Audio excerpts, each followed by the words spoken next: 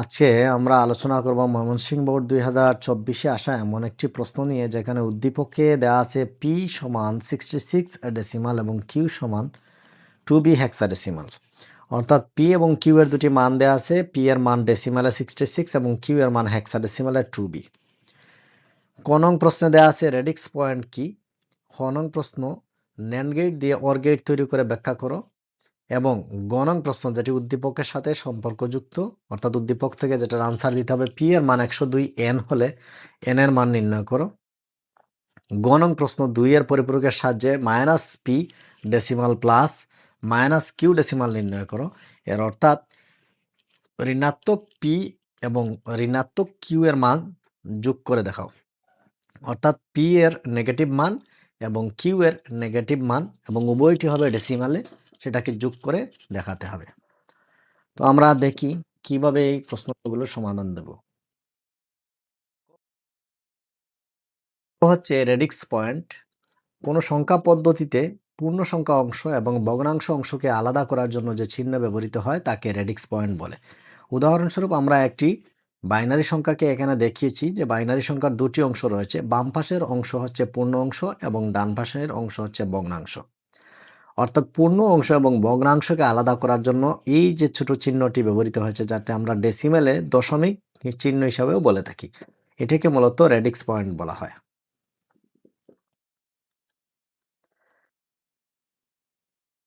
ক নং প্রশ্নে দেওয়া আছে ন্যান্ড গেট দিয়ে অর গেট তৈরি করে ব্যাখ্যা করো।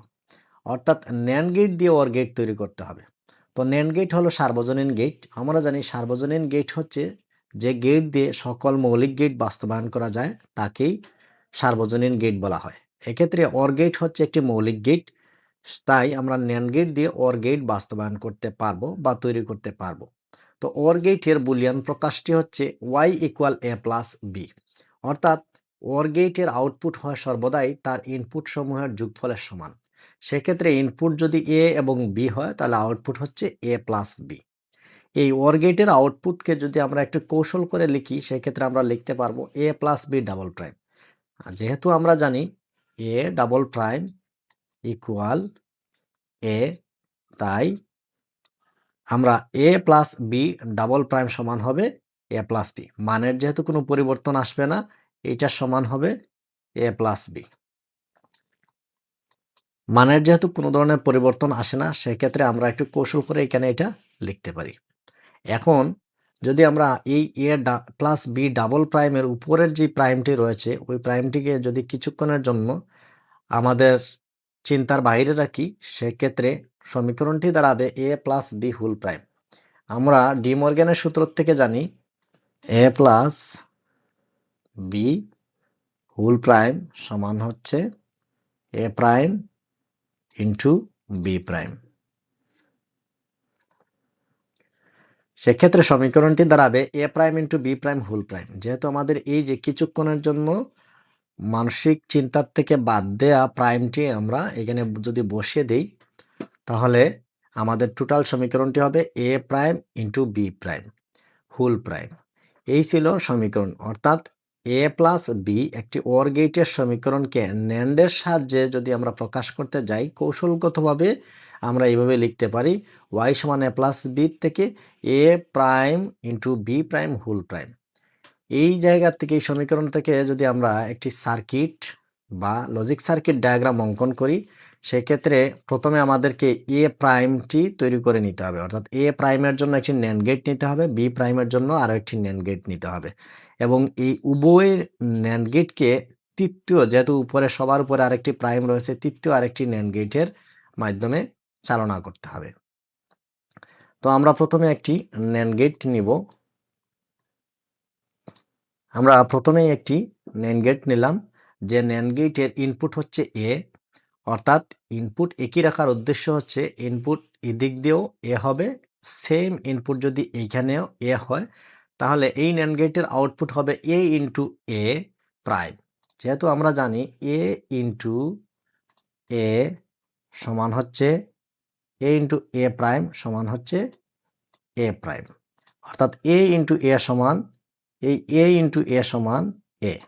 এর কারণে আমরা এ ইন্টু এ প্রাইমকে এ প্রাইম লিখতে পারি। অর্থাৎ এটা এক ধরনের নট গেটের মতো আচরণ করবে, কিন্তু মূলত গেটটি হচ্ছে একটি ন্যান্ড গেট। একইভাবে আমরা একটি বি প্রাইম তৈরি করে নিলাম, অর্থাৎ উভয় ইনপুট সেম। সেক্ষেত্রে ইনপুট দুটি যদি একই হয়, আউটপুট হবে বি প্রাইম, অর্থাৎ আউটপুট হবে বি ইন্টু বি প্রাইম। আর বি ইন্টু বি সমান যেহেতু বি হবে, সেক্ষেত্রে টোটাল আউটপুট হবে বি প্রাইম। এই সমীকরণ অনুযায়ী এই এ প্রাইম ইনপুট এবং বি প্রাইম ইনপুটটিকে তৃতীয় একটি ন্যান্ড গেটের মধ্য দিয়ে প্রবাহিত করতে হবে, অর্থাৎ তৃতীয় ন্যান্ড গেটের ইনপুট হবে এ প্রাইম এবং বি প্রাইম। তাহলে আমাদের এইখানে একটি ন্যান্ড গেট দেখতে পাচ্ছি, যে ন্যান্ড গেটের একটি ইনপুট হচ্ছে এ প্রাইম, আরও একটি ইনপুট হচ্ছে বি প্রাইম।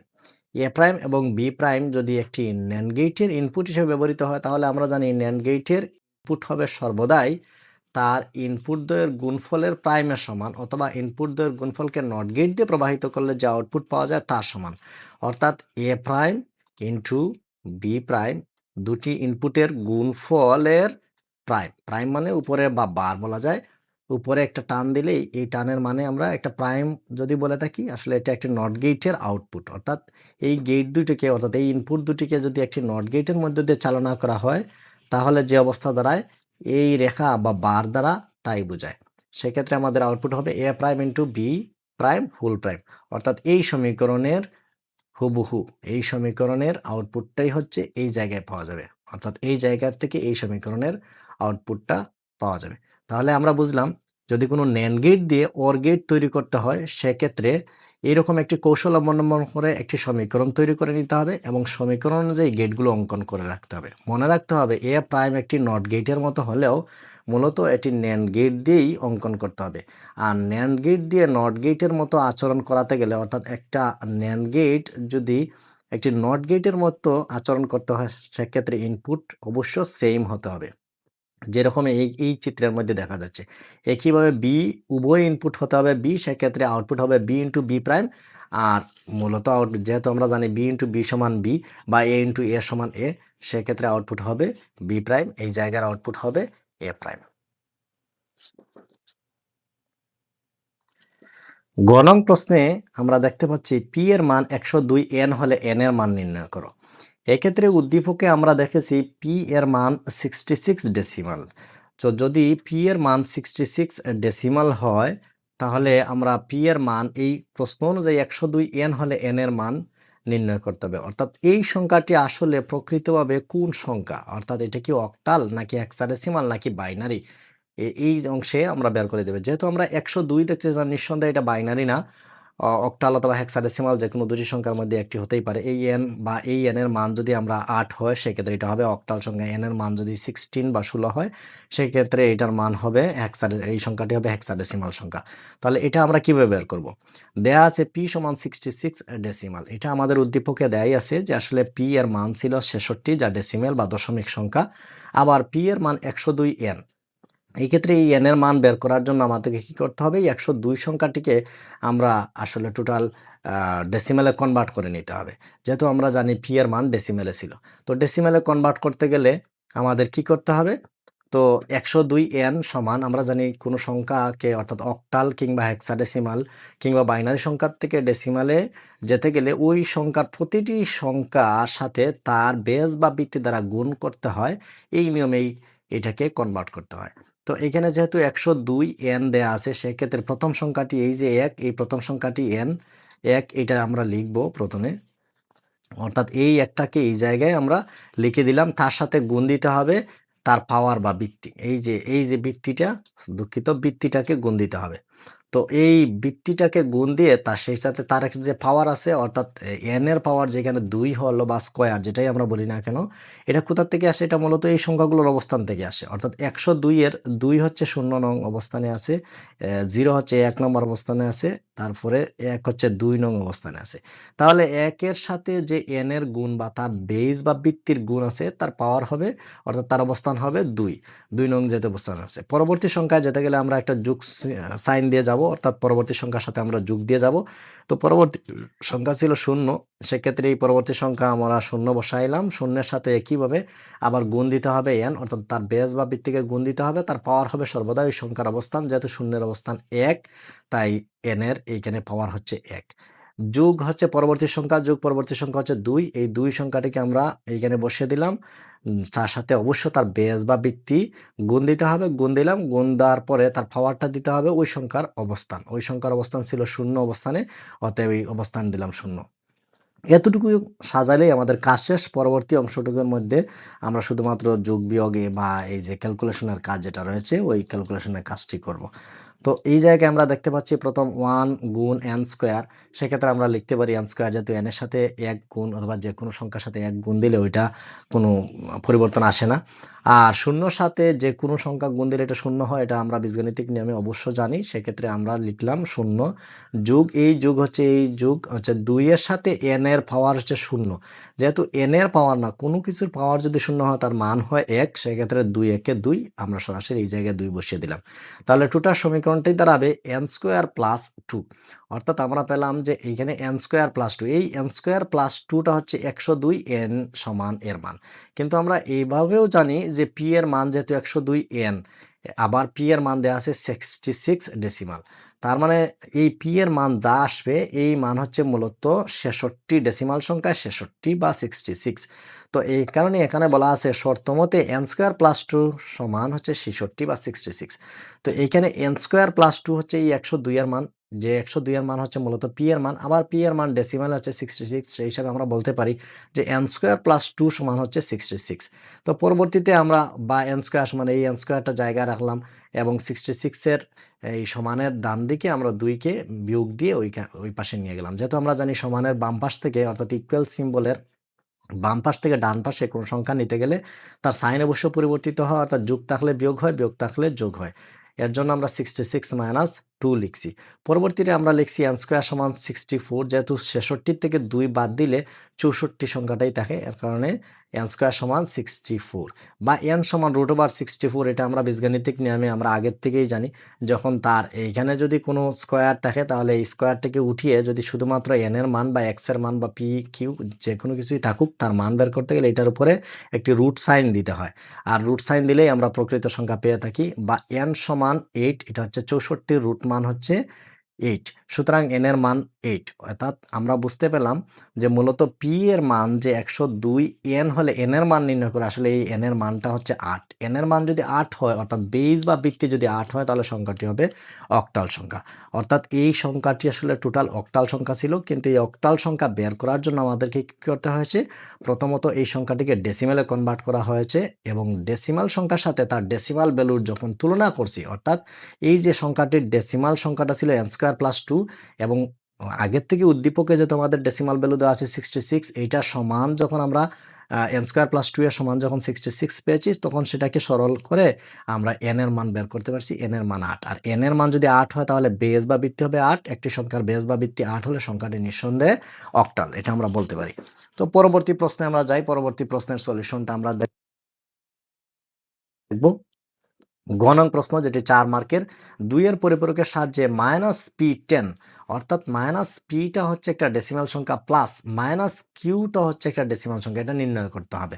অর্থাৎ p এবং q এর যোগফল নির্ণয় করতে হবে, কিন্তু p এর মান ঋণাত্মক, অর্থাৎ আমরা উদ্দীপকে দেখতে পাচ্ছি p এর মান ধনাত্মক 66, q এর মান 2b হেক্সাডেসিমালে আছে। তো সেক্ষেত্রে p এর মানকে অবশ্যই আমরা ঋণাত্মক করে নিতে হবে এবং q এর মানটাকেও ডেসিমেলে পরিণত করে তারপর ঋণাত্মক করতে হবে। যেহেতু আমাদের প্রশ্নের মধ্যে q এর মানটাকে ডেসিমেল হিসেবে দেখানো হয়েছে, অর্থাৎ বেস বা ভিত্তির মধ্যে ১০ উল্লেখ করা আছে, সেই হিসাবে আমাদের এটাকে ঋণাত্মক হিসাবে তৈরি করে নিতে হবে। প্রথমে কি করতে হবে? প্রথমে এটাকে ডেসিমালে তৈরি করে নিতে হবে, অর্থাৎ কিউ এর মান যেহেতু 2b হেক্সাডেসিমাল দেওয়া আছে, 2b হেক্সাডেসিমাল থেকে প্রথমে এটাকে কি করতে হবে? ডেসিমালে নিয়ে আসতে হবে। ডেসিমালে নিয়ে আসার পর তারপর এটাকে ঋণাত্মক হিসাবে তৈরি করে নিতে হবে। এরপর পি এবং কিউ এর মান আমরা কিভাবে যোগ করব তার ধারাবাহিকভাবে দেখব। তো উদ্দীপকে দেয়া আছে p সমান 66 ডেসিমাল এবং q সমান 2b হেক্সাডেসিমাল। প্রথমে আমরা p এর মানকে বাইনারিতে প্রকাশ করে পাই। যেহেতু আমরা যদি এইরকম কোনো সংখ্যার যোগফল নির্ণয় করতে বলা হয়, সেক্ষেত্রে অবশ্যই ২ এর পরিপূরকের সহায়তা নিতে হবে এবং আমরা জানি ২ এর পরিপূরক তৈরি করতে গেলে প্রথমে সংখ্যাটিকে বাইনারিতে, অর্থাৎ ৮ বিট বাইনারিতে পরিণত করতে হয়। অতঃপর সেটাকে ১ এর পরিপূরক করতে হয়, তারপর তাকে ২ এর পরিপূরক হিসাবে তৈরি করতে হয় এবং ২ এর পরিপূরক তৈরি করলে একটি পজিটিভ সংখ্যা বা ধনাত্মক সংখ্যা ঋণাত্মক সংখ্যায় পরিণত হয়। এজন্য আমরা প্রথমে পি এর মানকে বাইনারিতে প্রকাশ করব। কিউ এর মানকেও একইভাবে প্রথমে ডেসিমাল, যেহেতু কিউ এর মান সরাসরি ডেসিমাল না, হেক্সাডেসিমাল, তাই প্রথমে আমরা এটাকে ডেসিমালে নেব, এরপর থেকে বাইনারিতে প্রকাশ করব। তো প্রথমে পি এর মানকে বাইনারিতে প্রকাশ করে পাই। কোনো ডেসিমাল সংখ্যাকে যদি আমরা বাইনারি, অক্টাল কিংবা হেক্সাডেসিমালে প্রকাশ করতে যাই, সেক্ষেত্রে ওই সংখ্যার, অর্থাৎ যে সংখ্যায় আমরা পরিণত করব ওই সংখ্যার বেস বা ভিত্তি দ্বারা ভাগ করব। যেহেতু পি এর মানকে বাইনারিতে প্রকাশ করব, সেক্ষেত্রে 2 দ্বারা আমাদেরকে ভাগ করতে হবে। 2 দিয়ে যদি আমরা 66 সংখ্যাকে ভাগ দেই, তাহলে 33 বার যাবে, অর্থাৎ 33 বার যাওয়ার পর এটা নিঃশেষে বিভাজ্য হবে। যদি অতিরিক্ত কোনো কিছু না থাকে, অর্থাৎ 33 বার বা যতবার সংখ্যাটা যায়, যাওয়ার পরে যদি কোনো ধরনের অবশিষ্ট সংখ্যা বা ক্যারি না থাকে, তাহলে ক্যারি 0 লিখতে হবে। আর ক্যারি থাকলে অবশ্যই এখানে উল্লেখ করে দিতে হবে। তো ডান দিকে আমরা ক্যারি 0, 0টাকে লিখে দিলাম। আবার এই 33 কে 2 দ্বারা ভাগ করলাম। 33 কে 2 দ্বারা ভাগ করলে 16 বার যাবে, অর্থাৎ 16 দুগুণে, অর্থাৎ 16 এবং 2 এর গুণফল হচ্ছে 32। 33 কে ভাগ দিলে আরো 1 অবশিষ্ট থাকে। সেক্ষেত্রে আমাদের অবশিষ্ট বা ক্যারি বিট হচ্ছে 1। তাই এই 1টাকে আমরা ডান দিকে সাজাবো। এইভাবে আমরা প্রতি ক্ষেত্রে ভাগ দিয়ে যাব এবং প্রতি ক্ষেত্রে অবশিষ্ট সংখ্যাটি যদি নিঃশেষে বিভাজ্য হয়, তাহলে ডান দিকে 0 লিখব। আর যদি অবশিষ্ট থাকে, তাহলে এইখানে অবশিষ্ট সংখ্যাটা লিখে দিব। মনে রাখতে হবে, যখন আমরা বাইনারি সংখ্যায় যাচ্ছি, তখন সব ক্ষেত্রেই 0 অথবা 1 অবশিষ্ট থাকবে, এর ব্যতিক্রম কোনো সংখ্যা থাকবে না। যেহেতু আমরা বাইনারি সংখ্যা শুধুমাত্র 2টা ডিজিট, অর্থাৎ 0 এবং 1ই থাকে। তো পরবর্তী সংখ্যা ছিল 16। 16কে 2 দ্বারা ভাগ করলে আমরা 8 বার যাবে। 8 বার গেলে নিঃশেষে বিভাজ্য হবে, কোনো ক্যারি বা অবশিষ্ট থাকবে না, এর কারণে এখানে হচ্ছে 0। আবার 8কে যখন 2 দ্বারা ভাগ দিলাম, তখন 4 বার যাবে, 4 দুগুণে 8। সেক্ষেত্রে এই জায়গায়ও আমাদের এটা হচ্ছে নিঃশেষে বিভাজ্য এবং অবশিষ্ট হবে শুধুমাত্র 0। এর কারণে আমরা এই জায়গায় একটা 0 বসিয়ে দিলাম। আবার এই 4কে যখন আবার 2 দিয়ে ভাগ দিলাম, তখন 2 বার যাবে। 2 এবং 2 গুণ করলে 4 হয়, সরাসরি নিঃশেষে বিভাজ্য, অবশিষ্ট নেই, সেক্ষেত্রে অবশিষ্ট হচ্ছে 0। 2 এবং 2, এখন 2 কে যদি 2 দিয়ে ভাগ দেই, সেক্ষেত্রে 1 বার যাবে, 2 একে 2। এর জন্য আমাদের এই 1 বার যখন যায়, সেটাও নিঃশেষে বিভাজ্য, 2 একে 2, তার মানে নিঃশেষে বিভাজ্য হলে অবশিষ্ট থাকবে 0। কিন্তু এখন হচ্ছে 2 এর চাইতে 1টি ছোট। ছোট সংখ্যাকে যখন আমরা ভাগ দিব, সবসময় মনে রাখতে হবে, ছোট সংখ্যাটি যদি হয় এটা আমরা অক্টাল সংখ্যায় পরিণত করতে যাচ্ছি, তাহলে তো নিশ্চয়ই 8 দিয়ে ভাগ দিতাম। সেক্ষেত্রে যেহেতু আমরা বাইনারি সংখ্যা যাচ্ছি, 2 দ্বারা ভাগ দিতেছি, সেক্ষেত্রে যে সংখ্যাটি হোক না কেন, অর্থাৎ এই সংখ্যাটি যদি দেখা যায় এই সংখ্যাটির চাইতে বড় হয়, অর্থাৎ 2 দ্বারা যখন আমরা 1কে ভাগ দিতেছি, 1 যেহেতু 2 এর চাইতে ছোট, সেক্ষেত্রে এটা 0 বার যাবে। যদি 0 বার যায়, তাহলে 2 শূন্য 0 হবে, অতিরিক্ত থাকবে 1।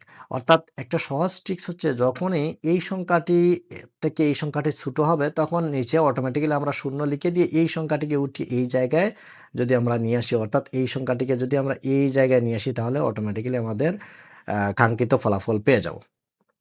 আর যদি না বোঝা যায়, তাহলে আলাদাভাবে ভাগ করে দেখতে পারি। অর্থাৎ 2 সংখ্যা দিয়ে যদি আমরা 1কে ভাগ দেই, ভাগ দিলে 0 বার যাবে, 2 শূন্য হচ্ছে 0, অবশিষ্ট থাকবে 1। যেহেতু 1 থেকে 0 বাদ দিলে 1 হয়। সর্বদাই আমরা কি করি, এই যে ভাগফলটা আছে, এই ভাগফলটা আমরা উঠিয়ে নিয়ে এই জায়গায় লিখে দেই, আর এই ভাগশেষটাকে উঠিয়ে নিয়ে আমরা এই জায়গায় বসিয়ে দেই। এটাই হচ্ছে নিয়ম। তো আমরা দেখলাম যে সর্বশেষ কতটুকু পর্যন্ত যেতে হবে, যতক্ষণ না পর্যন্ত এটা 0 হচ্ছে, ততক্ষণ পর্যন্ত ভাগ দিতে হবে। ভাগ দেওয়ার পর আমরা পেয়ে গেলাম এই জায়গায় 0 হয়ে গেছে, অর্থাৎ 2, ভাগফলটা হচ্ছে 0। ভাগফল 0 হওয়ার পর আমাদেরকে ভাগ কার্যক্রম বন্ধ করে দিতে হবে, আর যেহেতু আর কোনো ভাগ দেওয়ার সুযোগ নেই। এখন আমাদের কি করতে হবে, যে অবশিষ্ট সংখ্যাগুলো, অর্থাৎ প্রতি ক্ষেত্রে ভাগ দেওয়ার পরে যে ক্যারি বিটগুলা পাওয়া গিয়েছিল, প্রত্যেকটা ক্যারি বিটকে সাজাতে হবে। তো উপর থেকে সাজাবো নাকি নিচ থেকে সাজাবো, এটা একটা কনফিউশন থাকে। এর জন্য আমি আলাদাভাবে এখানে এমএসবি এবং এলএসবিটা সেট করে রেখেছি। এমএসবি হচ্ছে মোস্ট সিগনিফিক্যান্ট বিট বা অধিক গুরুত্বের সংখ্যার দিক, আর এলএসবি হচ্ছে লিস্ট সিগনিফিক্যান্ট বিট বা কম গুরুত্বের সংখ্যার দিক। অর্থাৎ যদি এরকম ভাগ দিয়ে দিয়ে কখনো কোনো ডেসিমাল সংখ্যাকে আমরা বাইনারি, অক্টাল কিংবা হেক্সাডেসিমাল যে কোনো 3 পদ্ধতির মধ্যে যাই, তাহলে অবশ্যই আমাদেরকে সংখ্যাগুলোকে সাজাতে হবে নিচ থেকে উপরের দিকে। তো নিচ থেকে উপরের দিকে সংখ্যাগুলো সাজিয়ে আমরা 66 ডেসিমাল সংখ্যার বাইনারি মান পাই। এই যে 1, যেমন আমরা এখান থেকে এই 1টা হচ্ছে এই 1, তারপর হচ্ছে এই 0টা হচ্ছে এই 0, এইভাবে সাজিয়ে আমরা টোটাল সংখ্যাটি পেলাম 1 0 0, অর্থাৎ 0 0, 4টা 0, তারপরে 1 0, তারপরে 1 0। এই হচ্ছে আমাদের এই বাইনারি মান।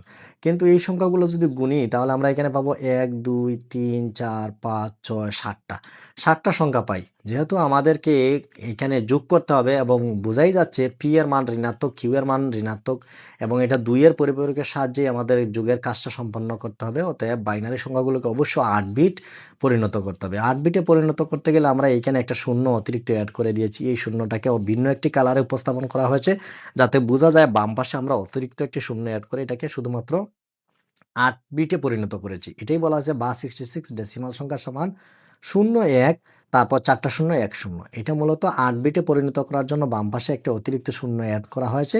এছাড়া আর তেমন কোনো কাজ করা হয়নি।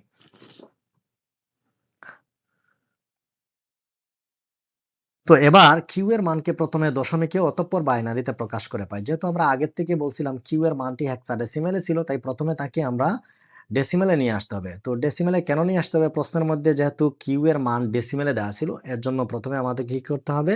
কিউ এর মানকে ডেসিমেলে নিয়ে আসতে হবে। তো আমরা প্রথমে দেখেছিলাম যে ডেসিমাল সংখ্যাকে যদি বাইনারি, অক্টাল কিংবা হেক্সাডেসিমেলে নিয়ে যেতে হয় তাহলে ভাগ পদ্ধতি অবলম্বন করতে হয়। তো এখন যেহেতু 2b টা হচ্ছে হেক্সাডেসিমাল সংখ্যা। তো হেক্সাডেসিমাল সংখ্যা কিংবা অক্টাল সংখ্যা কিংবা বাইনারি সংখ্যার থেকে যদি উল্টো অপর দিকে ডেসিমাল সংখ্যায় আসতে হয় তাহলে এইরকম করে গুণ পদ্ধতি অবলম্বন করতে হয়। তো সেক্ষেত্রে প্রথমে আমরা কি লিখব? আগেও একবার দেখেছি আমরা এইরকম প্রথম 2 টা আমরা প্রথমে লিখে দিব এবং তার বেস বা ভিত্তি দ্বারা এইরকম গুণ চালিয়ে দিব। তো প্রতিটা সংখ্যা লিখব, লিখার পরে গুণ দিব তার বেস বা ভিত্তি দ্বারা। তো বেস বা ভিত্তির পাওয়ার হবে ওই সংখ্যাটির অবস্থান। যেমন b এর অবস্থান হচ্ছে ০, ২ এর অবস্থান হচ্ছে ১। তো সেক্ষেত্রে বি এর অবস্থান যেহেতু বিটা এখনো লিখিনি, ২ প্রথমে লিখেছি। তো ২ এর সাথে যে বেস বা ভিত্তি দ্বারা গুণ দিছি তার পাওয়ার হবে ১। যেহেতু ২ এর পাওয়ার হচ্ছে ১। পরবর্তী সংখ্যা লিখবো আমরা যোগ দিয়ে যোগ বি, লিখলাম। বি এর সাথে গুণ দিব তার বেস বা ভিত্তি অর্থাৎ বেস বা ভিত্তি হচ্ছে ১৬। যেহেতু বি এর অবস্থান ০ তাই ১৬ এর পাওয়ার হবে ০। পরবর্তী লাইনে আমরা দেখতে পাচ্ছি ২ গুণ ১৬ টু দি পাওয়ার ১ অর্থাৎ ১৬ এর পাওয়ার হচ্ছে ১। ১৬ এর পাওয়ার যদি ১ হয় তাহলে তার মান ১৬ই হবে। ১৬ একে ১৬ তাহলে ১৬ দুগুণে হবে ৩২ এবং বি এর মান হচ্ছে ১১। কিভাবে ১১ বুঝলাম? যেহেতু হেক্সাডেসিমাল সংখ্যা ০ থেকে ৯ পর্যন্ত এবং এর থেকে এফ পর্যন্ত। তো ০ থেকে ৯ পর্যন্ত যদি হয় তাহলে এ এর মান হবে অবশ্য ১০। তো এ এর মান যদি ১০ হয় তাহলে বি এর মান হবে ১১। তো ১৬ এর পাওয়ার ০ মানে হচ্ছে এর মান হচ্ছে ১। কোনো কিছুর পাওয়ার যদি ০ হয় তার মান হয় ১। সেক্ষেত্রে ১৬ এর পাওয়ার যেহেতু ০ তার মান হবে ১। তো বি গুণন ১ মানে হচ্ছে ১০ এর পরে ১১ গুণন ১ অর্থাৎ এই বি এর মান হচ্ছে ১১। ১১ গুণ ১ সমান হচ্ছে ১১ একে ১১। তো ৩২ এবং ১১ হচ্ছে ৪৩, এটা হচ্ছে একটা ডেসিমাল সংখ্যা অর্থাৎ 43। আমরা পেলাম কিউ এর মান, যেখানে কিউ এর মান ছিল 2b হেক্সাডেসিমাল, এর ডেসিমাল মান হচ্ছে অর্থাৎ এর ডেসিমাল ভ্যালু হচ্ছে 43 ডেসিমাল। অর্থাৎ আমরা ডেসিমাল সংখ্যা পেয়ে গেলাম যেহেতু আমাদের প্রশ্নের মধ্যে ডেসিমালে বলা হচ্ছিল। এখন আমাদের কাজ হচ্ছে এই সংখ্যাটিকে আগে বাইনারি করে নেওয়া। তো সংখ্যাটিকে বাইনারি করতে গেলে আগের মতোই পদ্ধতি, 43 কে আমরা 2 দ্বারা ভাগ করব। অর্থাৎ যে সংখ্যাটিকে বাইনারিতে রূপান্তর করতে যাব ওই সংখ্যার বেস বা ভিত্তি দ্বারা। যেমন আমরা বাইনারিতে যাচ্ছি সেক্ষেত্রে আমরা ২ দ্বারা ভাগ করতে থাকবো যতক্ষণ না ভাগফল ০ হয়। তো প্রথমে সংখ্যাটিকে আমরা কি করলাম? ৪৩ কে ২ দ্বারা ভাগ করলাম, ২১ বার গেল। ২১ বার গেলে হচ্ছে ২১, ২ এ গুণ করলে হচ্ছে ৪২, সেক্ষেত্রে একটি ক্যারি বিট থাকে ১। যদি আমাদের কোনো সন্দেহ হয় সেক্ষেত্রে একবার আমরা প্রথম একটি দেখে নিতে পারি। অর্থাৎ ৪৩ কে আমরা যদি ভাগ দেই ২ দ্বারা সেক্ষেত্রে ২১ বার যাবে। অর্থাৎ ২১ বার যাওয়ার পর এইখানে হবে ৪২, ৪২ হলে 42, 43 থেকে 42 অর্থাৎ ৪৩ থেকে ৪২ বাদ দিলে অবশিষ্ট থাকে ১। সর্বদাই আমাদের এইখানে এই যে ২১ সংখ্যাটা আছে অর্থাৎ এই যে ভাগফলটা কোথায় থাকবে? ভাগফলটা এই জায়গায় উঠে আসবে। এবং এই যে অবশিষ্ট বা ক্যারি যেটা থাকে এইটা হবে এই জায়গায়। সর্বদাই একই নিয়ম প্রযোজ্য হবে। তো এই সেম নিয়মে আমরা ভাগ করতে থাকবো যতক্ষণ না ভাগফল ০ হচ্ছে। তো সর্বশেষ জায়গায় আসার পর আমরা বলছিলাম যে খুব সহজেই একটা কাজ করা যায় যখন সংখ্যাটি ছোট হয়ে যাবে। অর্থাৎ যে সংখ্যাটি দিয়ে ভাগ দিতেছি সেই সংখ্যাটির থেকে যদি এই সংখ্যাটি ছোট হয়ে যায়। যেমন এইখানে ২ সর্বশেষ আসার পর যেখানে এখানে ১ হয়ে গেছে। এখন ২ দিয়ে যদি ১ কে আমরা ভাগ দেই তাহলে ০ বার যাবে। সেক্ষেত্রে আমরা এখানে ০ দিছি এবং অবশিষ্ট ১ রয়ে গেছে। ভাগফল যেহেতু ০ হয়ে গেছে আমাদের ভাগ প্রক্রিয়ার কাজ শেষ। আগের মতোই করে আমরা এমএসবি এবং এলএসবি সেট করব অর্থাৎ নিচ থেকে উপরের দিকে যেহেতু আমরা এখানে বাইনারি সংখ্যায় যাচ্ছি, অর্থাৎ ডেসিমাল সংখ্যা থেকে বাইনারি, অক্টাল, হেক্সাডেসিমাল ৩ পদ্ধতির যেকোনো পদ্ধতিতে গেলে এরকম ভাগ করে গেলে সংখ্যাগুলোর অবশিষ্ট সংখ্যার থেকে আমরা মান নির্ধারণ করি এবং অবশিষ্ট সংখ্যাগুলোকে সাজাতে হয় নিচ থেকে উপরের দিকে। তো নিচ থেকে উপরের দিকে গেলে 1 0 1 0 1 1 এরকমই হওয়ার কথা। আমরা লিখছি 43, ডেসিমাল সংখ্যা সমান 1 0 1 0 1 1। কিন্তু সংখ্যাটি যদি আমরা খেয়াল করি তাহলে দেখব এখানে মোট 6 বিট রয়েছে। কিন্তু আমাদের কাঙ্ক্ষিত ফলাফল পেতে গেলে অবশ্যই এটাকে 8 বিটে পরিণত করে নিতে হবে। এর জন্য আমরা 43 ডেসিমাল সমান লিখছি 0 0 1 0 1 0 1 1, অর্থাৎ বাম পাশে দুটি শূন্য অ্যাড করে দিছি, অ্যাড করে দিয়ে মোট 8 বিটে পরিণত করে ফেলছি। তাহলে এখন আমরা কি করছি, দুটি সংখ্যা অর্থাৎ 66 ডেসিমালের বাইনারি সংখ্যাকেও 8 বিটে রূপান্তর করে নিয়েছি এবং 43 অর্থাৎ কিউ এর মানকেও আমরা 8 বিটে পরিণত করে নিলাম। এখন উভয় সংখ্যাটিকে ঋণাত্মক হিসেবে তৈরি করতে গেলে, অর্থাৎ নেগেটিভ তৈরি করতে গেলে উভয় সংখ্যার মানকে কি করতে হবে, 2 এর পরিপূরক তৈরি করতে হবে।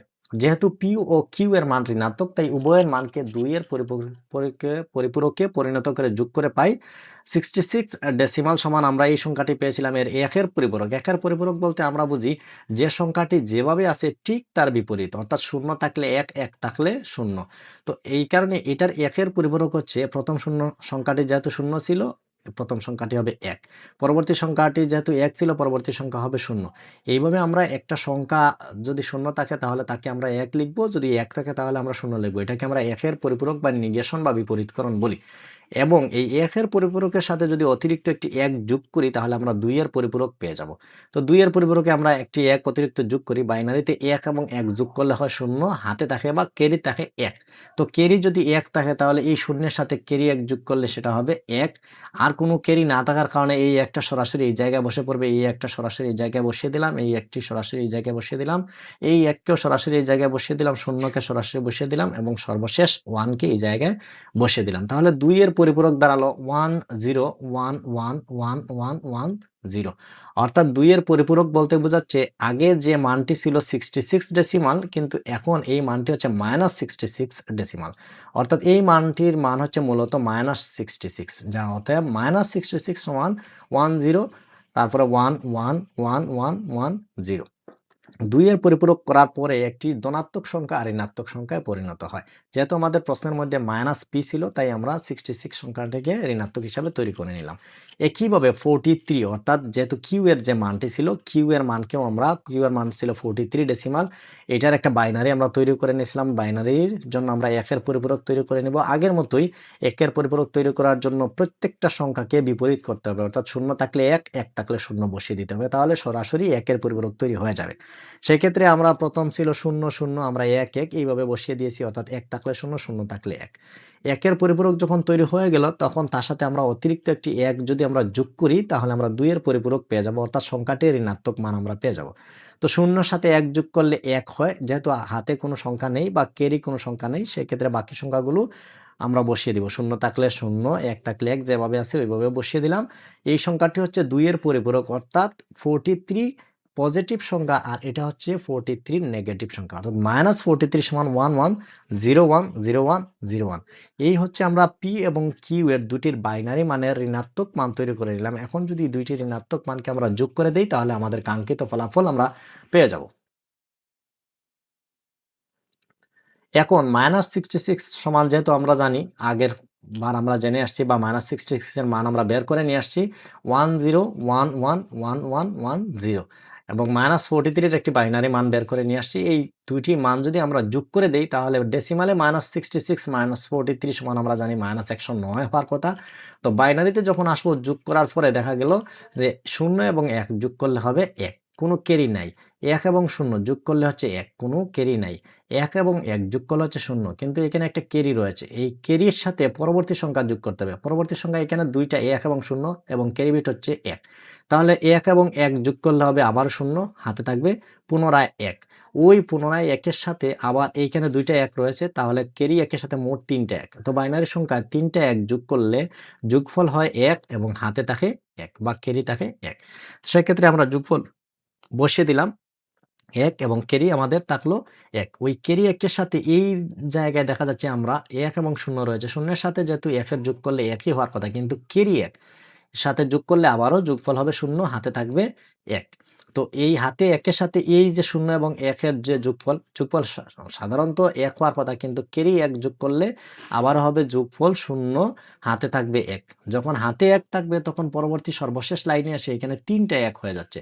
অর্থাৎ হাতের 1, এইখানে 2টা 1। 3টা 1 যোগ করলে বাইনারিতে যোগফল হয় 1 এবং কেরি থাকে 1। তো আমরা সেইভাবে বসিয়ে দিলাম। সেভাবে বসিয়ে দেওয়ার পর টোটাল সংখ্যাটিকে গুণে দেখব। আমরা এখানে মোট 9টি সংখ্যা হয়ে গেছে। এর জন্য সর্ববামের যে 9 নম্বর সংখ্যা সেটা আমরা ক্যারি বিট বলে থাকি, যেটাকে ওভারফ্লো হিসেবে বিবেচনা করা হয়। আর 8 বিট আমরা গুণায় ধরবো, যেটা ক্যারি বিট আমরা সচরাচর গুনবো না বা এইটাকে আমরা বিবেচনা করব না।